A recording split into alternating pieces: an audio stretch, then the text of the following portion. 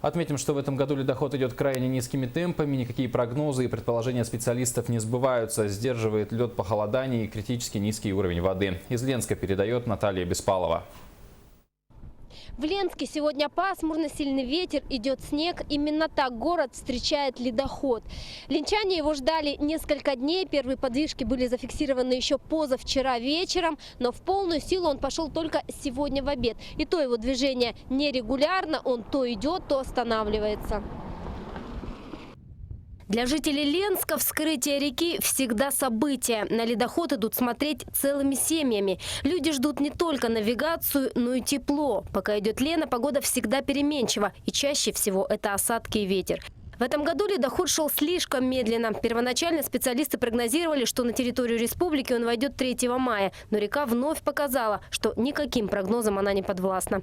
Из-за похолодания в Иркутской области ледоход почти 5 суток простоял в районе Киренска и достиг Якутии только к 8 мая. Но кроме низких температур тормозит ледоход мелководье. В этом году уровень воды в Лене как никогда маленький. Очень маленький, как сказать, объем воды. А льдиный лед большой, он еще в принципе не разрушился, да, он крошится только при движении. И на каких-то поворотах, на узких местах он начинает застревать, и поэтому продвижение его очень замедлилось. Люди боялись большой воды, а получилось с точностью до наоборот. Воды слишком мало. За последние 2 дня в районе Ленска она поднялась всего на 40 сантиметров. Специалисты единой диспетчерской службы всю неделю работают в экстренном режиме. Никакие прогнозы не сбываются.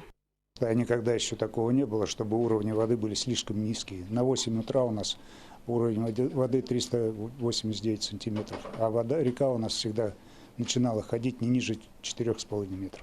В этой ситуации прогнозировать трудно, потому что у нас гидромет уже трижды прогнозы давал, они не оправдываются. В этом году река потрепала нервы специалистам. Оперативная служба МЧС находится в Ленске уже 2 недели. Но работа в нашем районе еще не окончена. Впереди Батамайский остров. А это один из самых затороопасных участков реки Лена.